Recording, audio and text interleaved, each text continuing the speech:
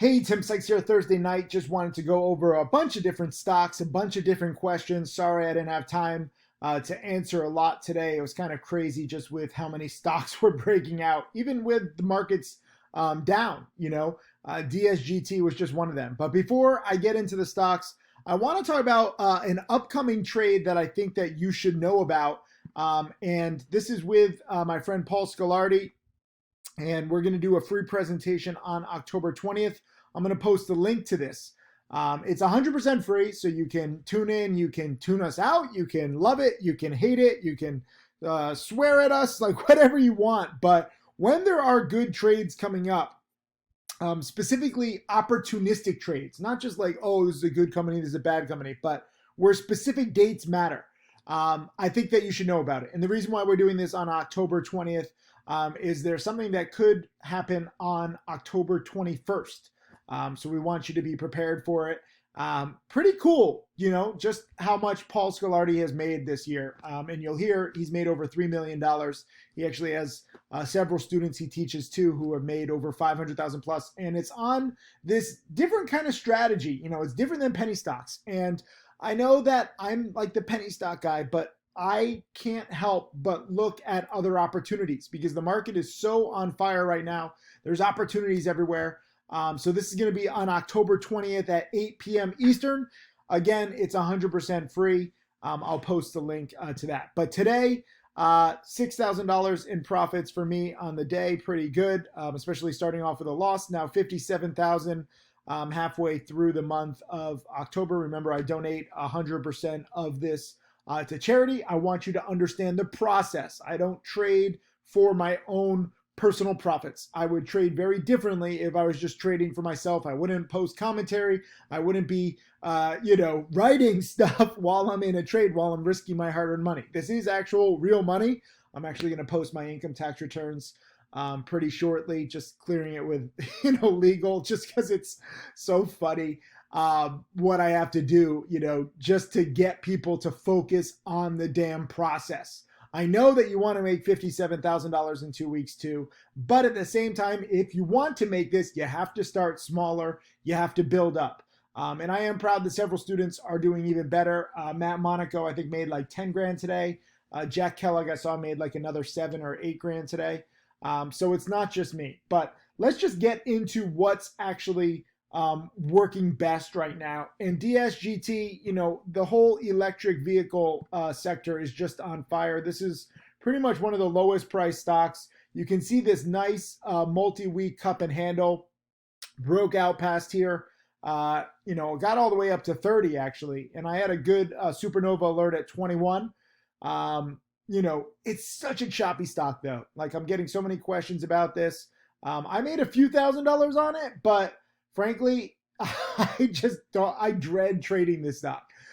Even though the chart is nice, I mean, it's had so many fake outs, and even, today where it finished up 54%, I mean, it was a sloppy 54%. I know this is impressive. This is one of the biggest percent gainers in the entire market, but, they're like, like the New York Giants, I would call it, right? Like I'm a New York Giants fan, long suffering. Our NFL team stinks. Even when we won the Super Bowl, I mean, we're like 9-7. Like it just reminds me of that. Like there's never just a clean victory. Remember, HALB earlier this week, and, I underestimated this one. But it was just from start to finish, when I initially bought it and alerted it at a penny, I mean, it went up 4 times on the day. It was up 7 times over 2 days. Like it was just clear and decisive. And DSGT is just not. So if you got faked out or missed this, don't feel bad at all. This is one of the choppiest, hardest stocks I've ever had to deal with. I think Jack Kellogg even refuses to, size up. I think he bought it. I think he said in the challenge chat, I think he bought it at 18 and sold it at like 27 or 28, which was pretty amazing. He took the 50%, but I don't think he took much size on this. And I had a few trades on it, but I didn't get much size on it. And of course, my last one was the one where I was the most, and I had like the smallest position. But I also traded, some other morning spikers, OZSC. They had some battery news, and this happens too. Some people are like, why does a stock like DSGT or HALB keep going and this one, spikes and crashes? I don't know. Okay, this isn't an exact science. I could be wrong on any trade. You can be wrong on any trade, but they had battery news. So I bought it for the morning spike. And part of the reason why I sold it, I specifically said solid morning spike. I won't get greedy. I didn't know that it was going to fail, right? Like sometimes I sell these stocks and they just keep going. And then I'm like, oh, well, what can you do? I don't get greedy. I take my singles. Leave a comment underneath this video saying I won't get greedy, because I see this as a problem where, you sell too soon sometimes and then you're like, oh, I deserve more. And so I'm going to hold longer and you get undisciplined. For me, okay, maybe I can be a little more aggressive on plays like HALB, but I did, rebuy it a few times. I made, I think, nearly like, several $1,000s over the course of the few days. I even dip bought it again today. But I just take singles, okay? There's a reason why I specifically say my goals. Look, I said goal is to make 15 to 30%. What did I make? 22, 23%, the midpoint of my goals. So would I have liked to see it go higher? Of course. But at the same time, when it looked a little toppy in the nines, I was just like, it already hit my goals. And that is the beauty, that is the power, that is the necessity of having specific goals. I don't know how to say it any other way. Like, people say like, oh, you knew that it was going to crash. I had no idea. I usually sell these things too soon. But at the same time, HALB was breakthrough antibody news on a penny stock. I mean, that's pretty unique. This is a battery for, I believe, what was it, like a US submarine? I mean, it's a battery play, but it's not quite electric vehicle batteries. Some battery plays are, very choppy. Like I missed NNDM because it's just been so choppy for me. I don't regret selling this at all. I mean, I was in it somewhere in this mess a few times and it just could not hold its gains. Now it has, probably due to a short squeeze. Probably everyone who was shorting it in here is now covering. The problem with short sellers is they're not transparent. If you ask a short seller to show all their trades, all their entries, all their exits, all their fees, they won't do it. And that's a sad part of the world right now, where short sellers are kind of like shady promoters. But again, I'm not trying to call them out. I'm not trying to get them to change, because they create great short squeezes, which, longs can buy and you can profit off of. NNDM keeps going too. But this one is choppy, so I swore it off. Yesterday I had the choice of 3 stocks to buy into the close, or really 4. NNDM was one of them, and I ruled it out because it was just, it usually fails. And going into the close yesterday, I mean, this was during a challenge webinar, it was failing into the close. So even if I had bought it, I would have sold it because it just didn't close strong. INNO was very strong. Everyone was trying to get me to buy it right here. Like, oh, look, it broke the day high. But if you were in my challenge webinar, you know that I was talking about how even though it broke out, even here versus here, I mean, it's only like a 15, 20% breakout. You don't have that much intraday range. And the late day breakout was pretty weak, over the previous highs too. So it's not just about hitting new highs, it's how does it hit new highs. And I had a talk over the weekend with one of the most famous billionaire traders in the world, and I'm figuring out how best to share all the lessons I got from him. But one of the things he said is it's not just about the money that you make or you lose, it's how did you do it.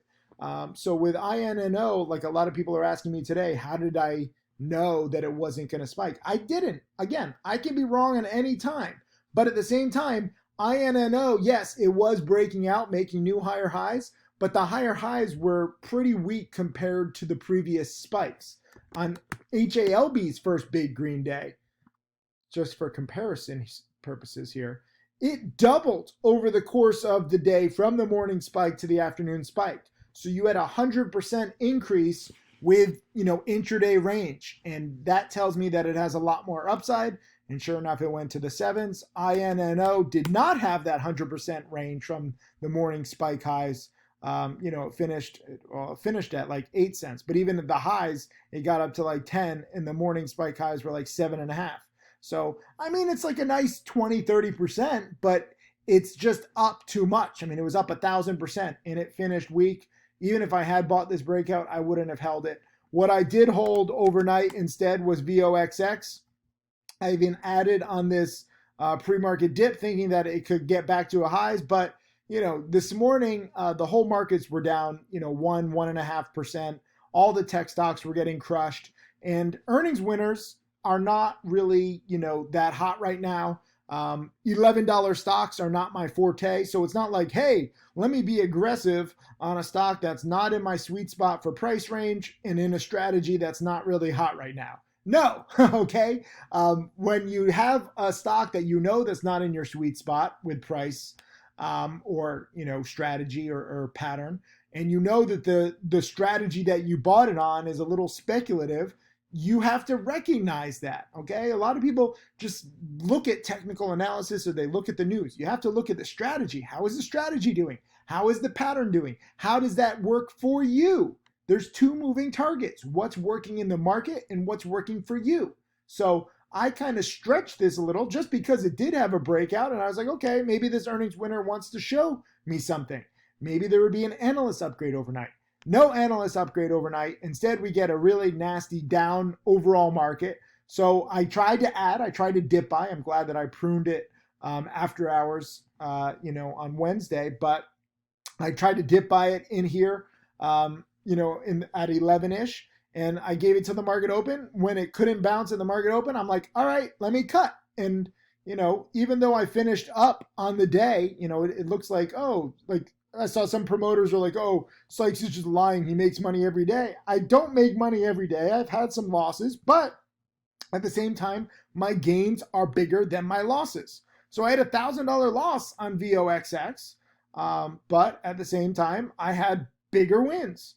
I had a nice dip buy on DOCRF. Oh, by the way, DOCRF, this was a potential buy here into the close on Wednesday too. And I was looking at that, but I ruled that out as a potential buy because it's a second green day. If you look here, like it had second green days and it was kind of like choppy. It didn't really have good continuation on the third day. If this had been a first green day, I might have bought it, but it was a second green day and it's just not very much of a volatile stock, right? So even though it finished up on the day, which actually is impressive, the best opportunity was to dip buy the morning panic.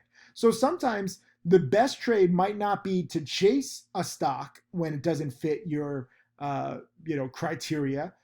Oftentimes it's no, let me just sit and wait. And then if you get a nice panic, I mean, this was a perfect panic from the 190s to the 170s. You could have held it all day and banked back to the 190s. So even though this wasn't a volatile stock, some people will say, well, why are you trading it in the first place? Because it opened up opportunity for me when there was the panic. Okay, no different than when I'm talking about this on October 20th. There's an opportunity. Okay, if you're opportunistic about your trades, instead of saying good company, bad company, it's overvalued, it's undervalued. I mean, most traders and investors think like cavemen, like good company, oh, bad company. Like people on Twitter, you should see these brainwashed newbies where they're like, Sykes, you were talking trash about the company and then you bought it. So you must be lying because you want us to sell and you want to get it for a better price. And I'm like, no, I thought it was trash before I bought it. I think it's trash even when I held it, but I'm not investing based on the quality of the company. I'm trading, not even investing, I'm trading based on the value of the opportunity. And it's a little nuanced, it's a little different than what most people are used to, but it makes all the difference, okay? So that's why I'm so excited about this October 20th free presentation. Look at my look. Look how serious I am, okay? You can't just judge these stocks based on good or bad companies. You have to look at risk reward. The reason why I'm so excited about this specific strategy that we're going to be talking about is because there's much more upside than risk. Not that any of the companies are good, not that I believe in these companies and they're going to change the world, but because there's a good opportunistic trade. That's all I care about. And that's what you should care about too. If you want to, sometimes lose, like I thought VOXX was a good opportunity. I was wrong, but I cut losses. And guess what? I had more trades that added up and now 50,000 plus in 2 weeks. And now I'm closing in on 900,000 on the year. Again, it's not because I know how to spot good or bad companies. It's because I know how to spot and I know how to trade and execute on good trading opportunities. That's what you have to understand. I used to, when I first began teaching, I would mess with people. I've gotten better, but like in the beginning, this was such an abstract view for people. Like, what? You can profit off bad companies? And when I first began teaching, I was like into short selling penny stocks and shorting a lot of pumps. But sometimes I would ride the pumps. Like the promoters actually used to be much more trustworthy. I know that sounds crazy, but now you just have promoters with random names, on random social media, and they change their names and they sell their email lists, and it's really kind of a nasty world with these promoters these days. I mean, it's always been nasty, but it's gotten nastier and muddier. Back then, you could basically ride a pump for like a day, 2 days, 3 days, based on how big the value of the pump budget was. So if like a company said, at the bottom of the email, they had to disclose it, we've been paid, 2.6 million or 3.6 million to advertise this stock. You knew that if it was like 3.6 million, it would run for like a week and a half. If it was like a $20,000 budget, it might not even run. So you could judge the holding time based on the budget. And theoretically, they had to be honest about their budget. Now, because a lot of it is done on social media, you don't even know the budget. And again, all the promoters have changed their name. The only chance that you have is basically just following Stocks to Trade breaking news, and they alert all the best pumps and the worst pumps too. And you can kind of judge. But back then, I used to write blog posts, like this was a decade ago, and I would say like why I invested $50,000 into this scam. And people would be like, what? What are you talking about? Why would you put money into a scam? And then I explain how that this pump is designed to go up, so you should ride it. And the key is riding the hype, just never believing it. Okay, so I'm getting all these questions. What do you think about DSGT? What do you think about HALB? What do you think about the batteries for the submarines? I think they're all junk. I think these companies are all going to be bankrupt. I think they're all going to fail. I think that they're going to go out of business, or their stocks are going to go down 99% in the next few years. That's what I think. And yet, look at my trades. I'm buying them. I'm not shorting them, contrary to some conspiracy theories. I don't short any of these companies, by the way. They're all too low priced. I don't short much anymore at all. The one short I had in the past few months was WRTC because they failed an LAPD trial for their one product. I don't short. I just recognize junk for what it is. And I want you to dissociate yourself from the emotions and all the brainwashing that these promoters do. Okay? No different than, when you hear this free presentation. And again, for like the 80th time, I'm going to link this. All you have to do is enter your email. It's 100% free. But what you'll hear us talk about is not the quality of these companies. It's just the quality of the trading opportunity. All of these trades, these are not quality companies. They are quality trading opportunities. And it is so important that you understand this, because you cannot believe the hype. You cannot go down with a ship like most newbies do. And that's why I teach. This is why I get riled up. So, get inspired by this $50,000 plus. It's all going to charity. It's all going, this month I'm actually supporting, I haven't even talked about this publicly, but I'm supporting food banks everywhere, because there's a lot of people who are hungry all over the US, all over the world. The pandemic has been really tough for a lot of people, so I'm supporting food banks. That's where this 56,000 and hopefully even more before the month ends is going to be donated to.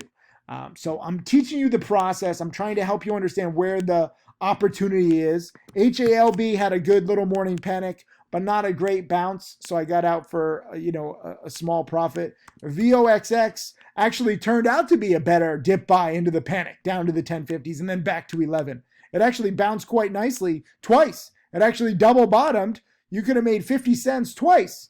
So this was a better dip buy than chase. But, once I was out, I'm like, all right, not my sweet spot, not my thing. I'm out. I was obviously wrong.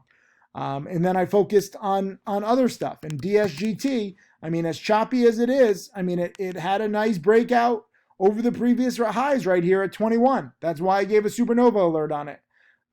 And props to everybody who profited off that. I could go through my Twitter and messages. That would be another 20 minutes. So many of you, congratulations. I'm not trying to diminish your profits. I'm just tired. I'm filming this late at night. But I do want you to understand the process. Buy breakouts, dip buy panics on multi-day winners. And by all means, again, one more time, I'm going to link this. You're going to have one link underneath this video. One link for a free webinar on October 20th, 8 p.m. Eastern. Tune in and just learn about good opportunities. That's what this is all about. If you want to make big money, it's trading good opportunities, not good companies. Remember that. I'll see you in chat tomorrow.